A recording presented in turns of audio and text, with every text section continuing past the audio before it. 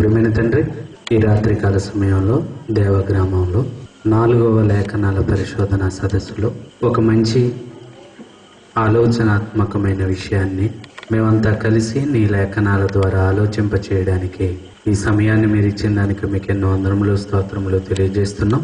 మరిన్ని ఆత్మీయమైన సంగతులు మాకు మా ఆత్మలకు అవసరమైన మాటలను మరలా నీ గ్రంథంలో నుండి కొన్నిటిని పరిశీలిస్తుంటుండగా సహాయం చేయమని వచ్చిన వారందరూ జాగ్రత్తగా వారి ఆత్మలను రక్షించుటకు శక్తిగల దేవుని మాటలని భయముతోనూ వణకుతోనూ నీ మాటలని వినడానికి అవకాశాలు ప్రసాదింపచేయమని కోరుతూ, ఎందరైతే శబ్దయంత్రం ద్వారా వింటున్నారో వారు కూడా ఈ మాటలు ఆలోచించడానికి అవకాశాలు ఇమ్మని కోరుకుంటూ, నేటి వాక్యపు ఆశీర్వాదముతో మీరు మమ్మల్ని అంతా దీవించమని యేసువారి పరిశుద్ధ నామాన్ని ప్రార్థన అడుగుచున్నాము తండ్రి, ఆమేన్.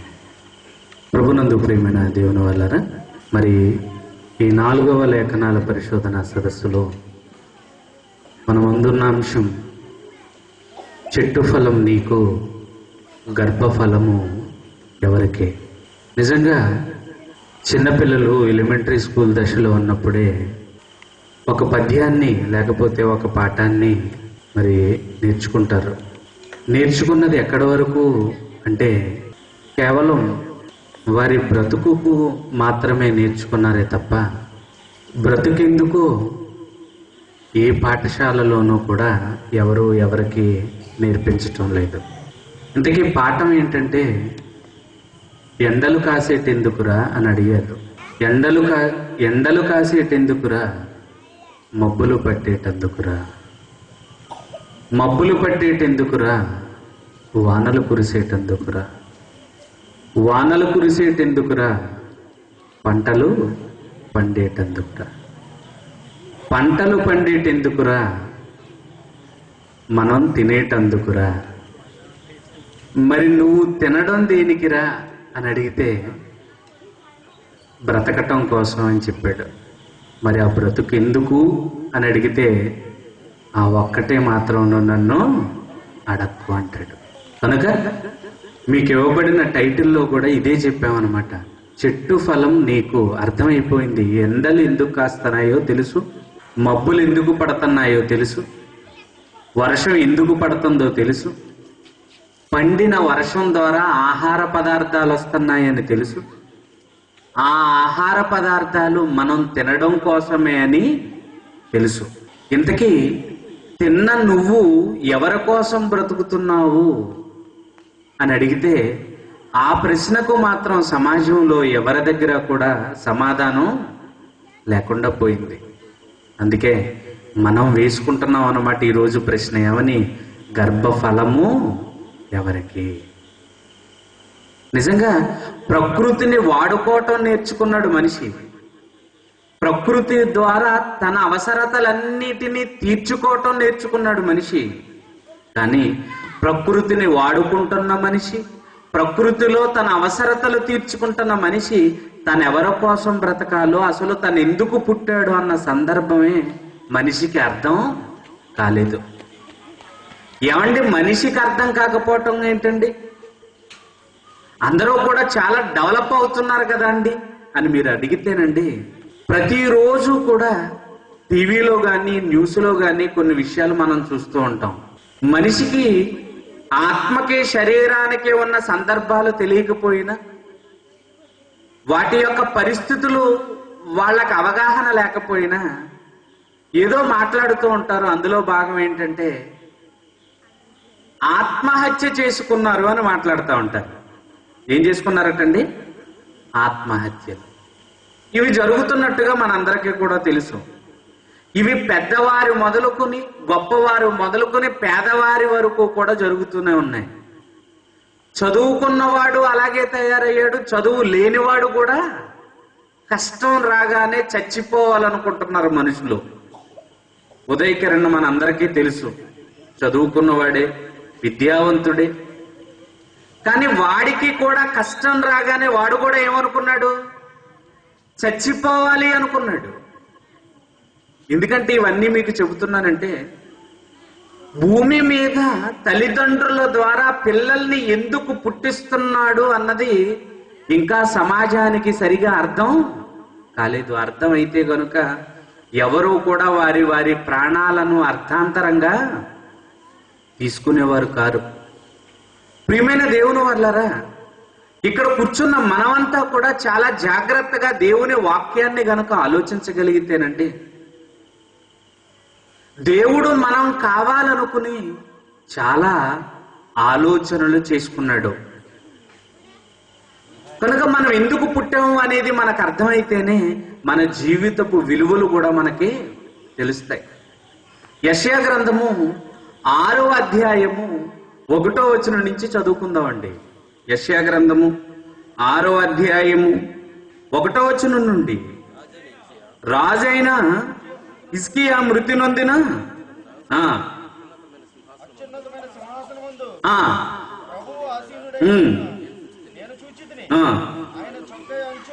ఆయన చొక్కాయి అంచులు దేవాలయమును నిండుకొనెను, ఆయనకు పైగా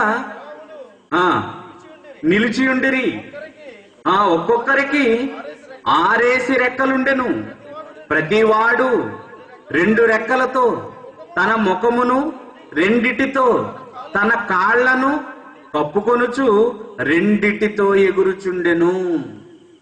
ఏమండి, పరలోకంలో దేవదూతలు ఏం చేస్తున్నాయట? ఒక్కొక్కరికి ఎన్ని రెక్కలు ఉన్నాయట? 6 రెక్కలున్నాయటండి. రెండిటితో ఏం కప్పుకుంటున్నాయట? ముఖాన్ని కప్పుకుంటున్నాయి. రెండిటితో కాళ్ళను కప్పుకుంటున్నాయి. రెండిటితో ఎగురుతున్నాయి. ఎగురుతూ ఏమంటున్నాయటండి? సైన్యములకు అధిపతి యెహోవా పరిశుద్ధుడు, పరిశుద్ధుడు, పరిశుద్ధుడు, సర్వలోకము ఆయన మహిమతో నిండి ఉన్నదని గొప్ప స్వరముతో 1,000,000 మంది దేవదూతలు పరలోకంలో ఏం చేస్తున్నాయటండి? గొప్ప స్వరముతో గాన ప్రతిగానములు చేయుచుండిరి. వారి కంఠస్వరము వలన గడప కమ్ముల పునాదులు కదులుచు పరలోకమే అదిరిపోతుందటండి. ఎవరో పూజిస్తుంటే? దేవదూతలు. ఇప్పుడు వీటన్నిటినీ చూసిన పరలోకమందున్న కన్న తండ్రి ఏమనుకున్నాడంటేనండి, ఇంతకీ ఈ దేవదూతలు దేవుని కుమారుల సేవకులైన ఆత్మల? ఏమండి, దేవదూతలు దేవుని కుమారుల, దేవునికి సేవ చేసే ఆత్మల? చాలా మంది పొరపాటు పడతారండి. దేవదూతలు కూడా ఎవరంట? దేవుని కుమారులు అని. దేవదూతలు దేవుని కుమారులు అని 66 పుస్తకాలలో ఎక్కడా కూడా వ్రాయబడలేదు. మరి ఏమని రాయబడిందో హెబ్రీయులకు రాసిన పత్రిక 1వ అధ్యాయము 14వ వచనాన్ని చదువుతామండి. వీరందరూ ఎవరు? వీరందరూ దేవుని దగ్గర ఉన్న 1,000,000 మంది దేవదూతలందరూ రక్షణయను స్వాస్యము పొందబోవు వారికి పరిచారము చేయుటకై పంపబడిన సేవకులైన ఆత్మలు. దేవదూతలు ఎవరండి? దేవదూతలు సేవకులు మాత్రమే. 7వ వచనం కూడా చూడండి, బాగా క్లియర్ గా ఉంటది అక్కడ. తన దూతలను వాయువులుగాను తన సేవకులను అగ్నిజ్వాలలుగాను చేసుకొనివాడు అని తన దూతలను గూర్చి చెప్పుచున్నాడు. అంటే దేవదూతలు ఇంతకీ సేవకులు. అంటే ఈ పంచభూతాలు కూడా ఎవరి దేవదూతలు? దేవదూతలే ఈ పంచభూతాలు కూడా. అంటే దేవదూతలు సేవకులే గాని కుమారులు మాత్రం కాదు. అది కూడా చెప్పాడు, నీవు నా కుమారుడు అని, నేడు నేను నిన్ను కన్నానని ఆ దూతలతో ఎప్పుడైనా ఎవరితోనైనాను చెప్పేనా? అంటే దేవదూతలు దేవుని కుమారులు కారు. కనుకనే ఈ కుమారులు కాని దేవదూతలు వారి కంఠస్వరముతో ఆయనను మహిమపరుస్తుంటే ఆ మహిమకు ముగ్ధుడైపోయిన దేవుడు ఒక అపురూపమైన ఆలోచన వచ్చిందనమాట. ఏమనంటే తనకు పిల్లలు కావాలి. ఎక్కడ స్టార్ట్ అయింది ఆయన కోరిక? ఏమండి, ఈ దేవదూతలు ఈ మహిమను వారి కంఠస్వరము వలన ఆయన్ని పూజిస్తున్న విధానం ఇదంతా చూసేసేసరికి అబ్బో, సేవకులైన నా పిల్లలే నన్ను ఎంత గొప్పగా పూజిస్తుంటే, ఒకవేళ నాకంటూ పిల్లలుంటే ఆ పిల్లలు నన్ను పూజిస్తుంటే ఎంత బాగుంటాది అనుకున్నాడండి. అనుకోగానే ఏమని ఆలోచన వచ్చిందో తెలుసండి? ఆదికాండము 1వ అధ్యాయము 26వ వచనాన్ని చదువుకుందామండి. దేవుడు మన స్వరూపమందు మన పోలిక చొప్పున, దేవదూతలే కాదు మనకి, ఎవరు కూడా కావాలి మనకి? నాకు కుమారులు కావాలి, నాకు కుమార్తెలు కావాలి. మన పోలిక చొప్పున మన స్వరూపమందు మనం ఎవరిని చేద్దాం? నరులను చేద్దాం. ఎప్పుడు అనుకున్నాడు ఇది ఇంతకీ? ఎఫెసీయులకు రాసిన పత్రిక 1వ అధ్యాయము 4వ వచనం నుంచి చదువుకుందామండి. ఎఫెసీయులకు రాసిన పత్రిక 1వ అధ్యాయము, ఇట్లనగా తన ప్రియునియందు తాను ఉచితముగా మనకు అనుగ్రహించిన తన కృపా మహిమకు కీర్తి కలుగునట్లు తన చిత్త ప్రకారమైన దయా సంకల్పము చొప్పున యేసుక్రీస్తు ద్వారా తనకు కుమారులుగా స్వీకరించుటకై, ఎవరికి? గర్భఫలము ఎందుకు? ప్రకృతిని అనుభవించటం నేర్చుకున్నాడు, ప్రకృతిని తనకు అనుకూలంగా మార్చుకోవటం నేర్చుకున్నాడు, తనకు అవసరాలకు తగ్గట్టుగా ప్రకృతిలో ఉన్న ప్రతి దానిని మనిషి ఉపయోగించుకోవటం నేర్చుకున్నాడు. కానీ ఉపయోగించుకుంటున్న మనిషి తన జీవితాన్ని మాత్రం ఎవరి కోసమో ఎందుకోసమో తెలియకుండా ఈ భూమి మీద గడుపుతున్నాడు. ఇక్కడ అంటున్నాడు, తనకు కుమారులనుగా స్వీకరించుటకై మనలను ముందుగా తన కోసము, మనలను ముందుగా తన కోసము. కిషోర్ గారిని, కౌసల్య గారిని ప్రేమించాడు దేవుడు. వారిద్దరిని యాగం చేశాడు. వారిద్దరి దాంపత్య జీవితంలో 2 బిడ్డల్ని ఇచ్చాడు. ఎవరి కోసం? వారి కోసం కాదు, వారి కోసం కాదు. ఆదాము అవ్వలను ఏకం చేశాడు. ఆదాముని అవ్వని ఏకం చేసి ఏం మాట్లాడుతున్నాడో చూడండి అక్కడ. ఏమండి, ఏమని మాట్లాడుతున్నాడో చూడండి. ఆదికాండము 28వ వచనం 1వ అధ్యాయం. దేవుడు వారిని ఆశీర్వదించెను, ఎట్లనగా మీరు ఫలించి అభివృద్ధి పొంది విస్తరించి భూమిని నిండించి దానిని ఫలించండి, విస్తరించండి. అంటే మీ ద్వారా అనేక మంది పిల్లల్ని మీరు నా కోసం కనిపెట్టండి. ఆదాముగా నిన్ను చేశాను, నీలో నుండి ఇప్పుడు ఎవరిని తీసుకొచ్చాను? అవ్వను తీసుకొచ్చాను. ఇప్పుడు మీ ఇద్దరిని ఒకటి చేశాను. మీ ఇద్దరి దాంపత్య జీవితంలో అనేక మంది పిల్లలు ఎవరి కోసం రావాలి? అందుకే అంటున్నాడు, మనలను ముందుగా తన కోసము నిర్ణయించుకొని, మనలను తన కోసం, మీరు ఆయన కోసమే. మీ గర్భము నుండి వచ్చిన పిల్లలు ఆయన కోసమే అని ఇప్పుడు నేను చెబుతున్న మాట కాదు ఇది. మనలను తన కోసము నిర్ణయించుకొని జగత్తుకి పునాది వేయబడక ముందే మనం తన కోసమని. ఎవరి కోసం అంటండి? మనం ఎవరి కోసం? మనం మన కోసం కాదు, మన పిల్లలు మన కోసం, అంతకంటే కాదు. మనమైనా మన పిల్లలైనా ఎవరి కోసం? దేవుని కోసం. అందుకే ప్రతి తల్లిదండ్రుల గర్భాన్ని తెరుస్తున్నాడు. వారి గర్భాల ద్వారా అనేక మంది పిల్లలను ఇస్తున్నాడు. యెషయా గ్రంథము 43వ అధ్యాయము 7వ వచనం. యెషయా గ్రంథము 43వ అధ్యాయము 7వ వచనం. నా మహిమ నిమిత్తము ఏమంటున్నాడండి? ఎవరి కోసం? నా మహిమ నిమిత్తము నేను సృజించిన వారిని, నా నామము పెట్టబడిన వారందరినీ తెప్పించుము. వారిని కలుగజేసిన వాడును నేనే, వారిని పుట్టించిన వాడును కూడా. ఎందుకోసం పుట్టించాడు? మన కోసం, మనం బ్రతకడానికి కాదు, ఆయనను మహిమపరచడానికి పుట్టిన వారం మనమంతా.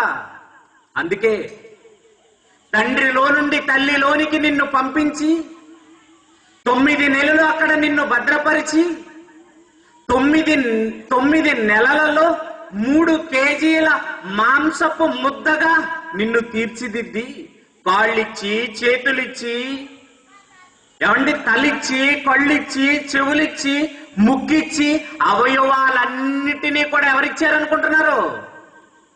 ఎవరిచ్చారనుకుంటున్నారు? డాక్టర్ గారి దగ్గరికి వెళ్ళి అంటాం, ఏమని, బిడ్డ పుట్టేసిన తర్వాత డిశ్చార్జ్ అయ్యే ముందు ఆవిడికి అరటిపళ్ళు లేకపోతే ఫ్రూట్స్ పట్టుకెళ్ళి, అంతా మీ సెలవండి డాక్టర్ గారు అంటాడు. ఎవరి సెలవంట? డాక్టర్ గారి సెలవా? ఎవరు చెప్పారు నీకు? కీర్తనల గ్రంథము 119వ అధ్యాయము, కీర్తనల గ్రంథము 119వ అధ్యాయము 73వ వచనం. కీర్తనల గ్రంథము, నీ చేతులు నన్ను నిర్మించి. ఎవరో? ఏమండి, కిషోరి గారి పిల్లలకి రూపు ఏర్పరిచింది ఎవరు? దేవుడు. మళ్ళీ చదవండి, నీ చేతులు నన్ను నిర్మించి నాకు రూపము. నువ్వు ఏ రూపములో ఉండాలనుకున్నాడో ఆ రూపాన్ని నీకు డాక్టర్లు ఇవ్వలేదు. ఎవరిచ్చారు? దేవుడిచ్చాడు. ఇర్మియా గ్రంథం 1వ అధ్యాయము 4-5 వచనాలు చదువుకుందామండి. యెహోవా వాక్కు నాకు ప్రత్యక్షమై ఎలాగు సెలవిచ్చెను, గర్భములో నేను నిన్ను రూపించక మునుపే. ఎప్పుడు పట్టుకున్నాడంట? ఎప్పుడు అనుకున్నాడంటండి? గర్భములో నేను నిన్ను రూపించక ముందే నిన్ను నేను ఎరిగితిని. నీవు గర్భము నుండి బయలు పడక ముందే నేను నిన్నేం చేసుకున్నాను? ప్రతిష్ఠించుకున్నాను. అంటే ప్రత్యేకపరుచుకున్నాను. అంటే నువ్వు నా కోసం బ్రతకాలి అని. దేవుని మాటలు ఇవన్నీ. నేను ఈ రోజు రాసుకొచ్చినవి కాదు. నీవు పుట్టక ముందే నీవు తన కోసమని నీకు తెలియటం కోసం దేవుడు భద్రపరిచిన మహాజ్ఞాన సంగతులు. ప్రియ సహోదరి సహోదరుడా, జన్మనిచ్చింది దేవుడు. ఆ జన్మకు అవసరమైనవన్నీ, ఆ బ్రతుకుకు అవసరమైనవన్నీ ప్రకృతిలో పెట్టింది దేవుడు. మరి నువ్వు ఎవరి కోసం బ్రతుకుతున్నావు చెప్పు? నువ్వు ఎవరి కోసం బ్రతుకుతున్నావు చెప్పు? ఈ లోకంలో నీ జన్మ సంకల్పం నీకు అర్థమైందా? ఆయన చేతులే నిన్ను నిర్మించాయి. ఆయనే నీకు రూపాన్ని ఏర్పరిచాడు. తల్లి గర్భములో ఉండగానే నిన్ను చూసుకున్నాడు ఆయన. తల్లి గర్భములో నుండి నీవు బయటకు రాకముందే నిన్ను ప్రత్యేకపరుచుకున్నాడు ఆయన. ఎందుకో తెలుసా? నువ్వు ఆయన కొరకు బ్రతుకుతావని, నువ్వు ఆయన కీర్తిని నిలబెడతావని, ఆయన కొరకే నువ్వు ఈ లోకంలో నీ జీవితాన్ని ఆయనకు అంకితం ఇస్తావని ఆయన కలలు కన్నాడు. ఈ లోకానికి నిన్ను నన్ను పంపించాడు. కానీ మనిషికి ఈ విషయాలన్నీ ఏమవటం లేదు, అర్థం కాలేదు. ఎందుకు? ప్రసంగి గ్రంథము 7వ అధ్యాయము 29వ వచనం. ప్రసంగి 7వ అధ్యాయము 29వ వచనం. ఇది ఒకటి మాత్రము నేను కనుగొంటిని, అదేమనగా దేవుడు నరులను యథార్థవంతులుగా పుట్టించెను, గాని వారు వివిధమైన తంత్రములు ఏం చేశారటండి? దేవుడు నరులను ఎలా పుట్టించాడట? యథార్థవంతులుగా పుట్టించాడు. కానీ వారేం చేశారు? వివిధమైన తంత్రాలు. అంటే దేవుని కొరకు మనం బ్రతకవలసిన అవసరం లేకుండా ఎన్నో పనులు మనిషి ఈ భూమి మీద ఏం చేశాడు? పెట్టేసుకున్నాడండి. పెట్టుకుని మనిషి దేవునికి దూరమైపోయాడండి ఈ లోకంలో. ప్రియమైన దేవుని వారలారా, కానీ ఈ రోజు దేవుడు మనల్ని ప్రేమించాడు. మన జన్మ విలువను, మన జన్మ సంకల్పాన్ని దేవుడు మనకు అర్థమయ్యేటట్టు చేయటానికి ఈ సమావేశాన్ని మన కోసం ఏర్పాటు చేశాడు. ఒకవేళ ఇప్పటి వరకు మీ జీవితం ఎందుకోసము, మీ బ్రతుకు ఎందుకోసమో ఒకవేళ తెలియకుండా ఉంటే ఇక ముందైనా వాక్యం ద్వారా తెలుసుకుంటున్నారు గనుక ఇకనైనా మీ జీవితాల్ని మార్చుకోండి. దేవుని ఉద్దేశాల్ని పండించడానికి మీ జీవితాలకి ఈ రోజు నుంచే పదును పెట్టండి. ప్రియమైన దేవుని వారలారా, ఈ మానవ జన్మ చాలా గొప్పది. కానీ మనిషికి తెలియక ఏమనుకుంటున్నాడో తెలుసా? అపురూపమైనదమ్మా ఆడ జన్మ అన్నాడు. మరి మగ జన్మ? దేవుని దృష్టిలో ఏ జన్మైనా సరే ఎలాంటిది? అపురూపం. నిజమండి. తల్లి గర్భములో మనం నిర్మించబడిన పరిస్థితులను మనం గమనించగలిగితేనండి ఎంత విచిత్రం అండి అది అసలు. తండ్రిలో నుండి తల్లిలోనికి ప్రవేశించిన ఆ నీటి బొట్టు 9 నెలలు తల్లి గర్భంలో భద్రము చేసి 9వ నెలన బయటకు వచ్చేసరికి ఒక అందమైన రూపాన్ని స్వతంత్రించుకుందండి. ఇది లోపలికి వెళ్ళేటప్పుడు అలా లేదే. కనీసం తోచడానికి కూడా బరువు లేనంత స్థితిలో అది కేవలం నీటి బొట్టు లాంటిదండి. అలాంటి నీటి బొట్టు మంచి ఆకారాన్ని తెచ్చుకుందంటే ఎలా అయిందంటారు? కీర్తనల గ్రంథము 139వ అధ్యాయము. కీర్తనల గ్రంథము 139వ అధ్యాయము 15వ వచనం నుంచి చదువుకుందామండి. నేను రహస్యమందు పుట్టిన నాడు, భూమి యొక్క అగాధ స్థలములో నన్ను విచిత్రముగా నిర్మించబడిన నాడు, నాకు కలిగి ఉన్న ఎముకలలో ఏదియు నీకు మరుగై ఉండలేదు. నేను పిండమునయ్యుండగా ఎవరు చూశారండి? ప్రతి నెల జరిగే కార్యక్రమము తల్లికి ఆగిపోయేసరికి భర్తకొచ్చి చెప్పింది ఏమని? ఏమండి, నేను తల్లిని కాబోతున్నాను అని. ఆడబిడ్డ కావాలా మగబిడ్డ కావాలా అని తర్జన భర్జన పడ్డారే తప్ప ఆ పిల్లకి 2 కాళ్ళుండాలని, 2 చేతులుండాలని, ఒక తల ఉండాలని, 2 చెవులుండాలని, వెంట్రుకలుండాలని, కళ్ళుండాలని, కొనుబొమ్మలుండాలని, కన్ను రెప్పలుండాలని, వేళ్ళుండాలని, గోళ్ళుండాలని, కాళ్ళుండాలని ఇవేవీ అనుకోలేదండి. అబ్బాయి పుడితే తాత పేరు పెడదాం, అమ్మాయి పుడితే మామ పేరు పెడదాం అనుకున్నారే తప్ప. కానీ దేవుడు ఏం చేస్తున్నాడటండి? చదవండి. నేను పిండమునయ్యుండగా నీ కన్నులు నన్ను ఎక్కడి నుంచి చూస్తున్నాడటండి? అదిగో ఆ కంటికి కనబడని నీటి బిందువుగా ఉన్నావు చూసావు. తల్లి గర్భములో ప్రవేశించిన నాటి నుండి నిన్ను చూస్తున్నాడు. ఎలా? నియమింపబడిన దినములలో ఒకటైనను కాకమునుపే నా దినములన్నీయు నీ గ్రంథములో లిఖితములాయను. నేను పిండమునయ్యుండగా నీ కన్నులు నన్ను చూస్తున్నాయి. అప్పటి నుంచి ఈయనెందుకు చూస్తున్నాడో? నువ్వు భూమి మీదకి రావాలి, నీ చేతులతో ఆయన్ని మహిమపరచాలి, నీ కాళ్లతో ఆయన మహిమపరచాలి. టోటల్ గా నీకు ఇచ్చిన దేహాన్నంతటినీ కూడా ఆయన కొరకు నువ్వేం చేయాలి? ఉపయోగించాలి. అంటే అప్పటి నుంచి ఆశ పెట్టుకుంటున్నాడు అనమాట. తల్లి గర్భములో పిండముగా వెళ్ళిన రోజు నుండి నిన్ను చూసుకుంటున్నాడు ఆయన. ఎప్పుడొస్తాడు నా కుమారుడు బయటకు? ఎప్పుడొస్తాది నా కుమార్తె బయటకు? తన నోటితో నన్ను ఎప్పుడు పూజిస్తుంది, తన ఆలోచనలతో నన్ను ఎప్పుడు మహిమపరుస్తుంది, టోటల్ గా తనకిచ్చిన ఈ అపురూపమైన దేహముతో నన్ను ఎప్పుడు కొనియాడుతుంది, నా కోసం ఎప్పుడు బ్రతుకుతుంది అని మనం తన కోసం బ్రతకటం నిమిత్తం 1000 కళ్ళతో ఆశ పెట్టుకుని చూస్తున్నాడటండి. చాలా మంది అంటాం కదండి, ఎవరైనా మన దగ్గరకు వస్తారని తెలిస్తే ఏమంటాం? ఏమండి, కళ్ళుకి ఒత్తులు పెట్టుకుని చూస్తున్నానండి అంటారు. ఏం చేస్తున్నారటండి? కళ్ళల్లో ఒత్తులు పెట్టుకుని చూస్తున్నారటండి. చూసారా ప్రియమైన దేవుని పిల్లల? అంటే రావలసిన వాడు ఎంత అవసరమో, అతని ద్వారా ఎంతో పనుంది కనుక ఆ పని అతని ద్వారా జరిగించడానికి అతను వస్తే బాగుండు అని ఆ పనికి అవసరమైన వాని కోసం ఎలాగైతే చూస్తామో, దేవుడు కూడా మనల్ని మన తల్లి గర్భంలోనికి పంపించిన క్షణము నుండి మరలా భూమి మీద పడేంత వరకు కూడా ఆయన తన కళ్ళకి ఒత్తులు పెట్టుకుని మరీ ఎప్పుడొస్తాడు నా కుమారుడు భూమి మీదకి. ఎందుకంటే చదువుకున్నాం కదా 43:7 యెషయా గ్రంథము, నా మహిమ నిమిత్తము భూమి మీద పుట్టిన వారంతా ఆయన కోసమే. మన గర్భాలను తెరిచి మన ద్వారా ఇచ్చిన ప్రతి కుమారుడు ఆయన కోసం, ప్రతి కుమార్తె ఆయన కోసం.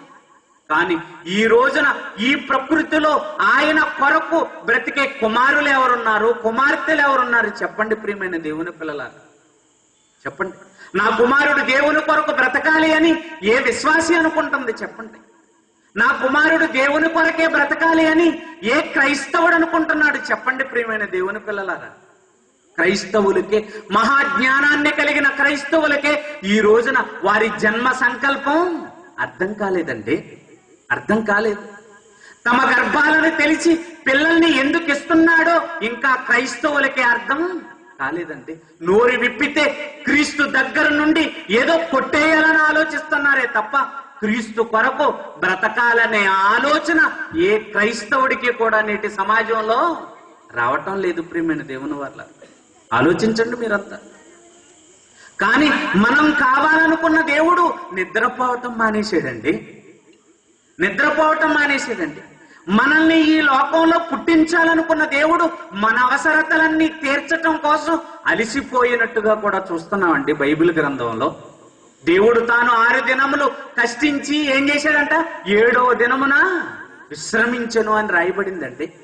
మహాదేవుడికే విశ్రాంతి అవసరమైంది అంటే ఎంత అలిసిపోయి ఉంటాడండి మన కోసం.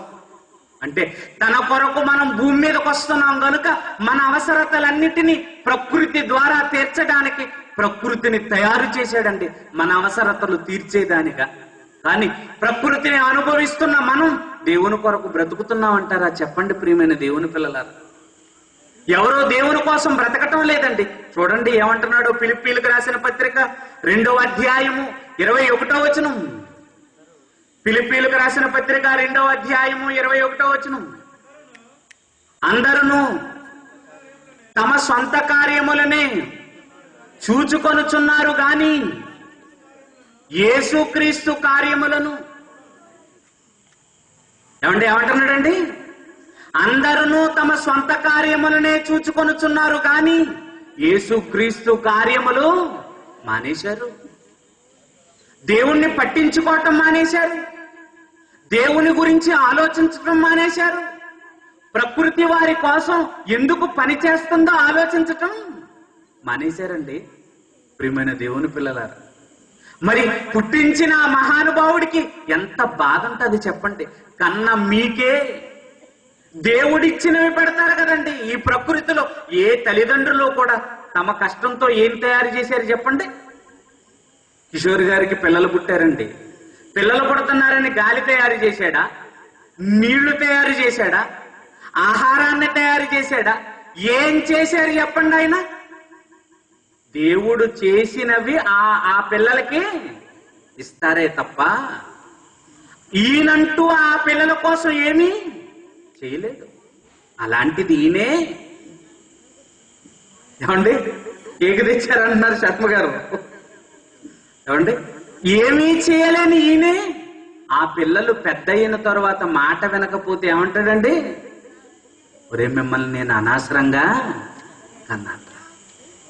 అప్పుడు వెంటనే అడగాలి, డాడీ మమ్మల్ని ఎంత మాట అంటున్నావు, నీళ్లు చేశావా, భూమిని చేశావా, సూర్యుని చేశావా, చంద్రుని చేశావా అని అడిగాడు అనుకోండి, వాళ్ళ పిల్లలు ఏం చేస్తారండి? ఆయన గర్భఫలము దేవుడిచ్చు బహుమానం, గర్భఫలము దేవుడిచ్చు బహుమానం.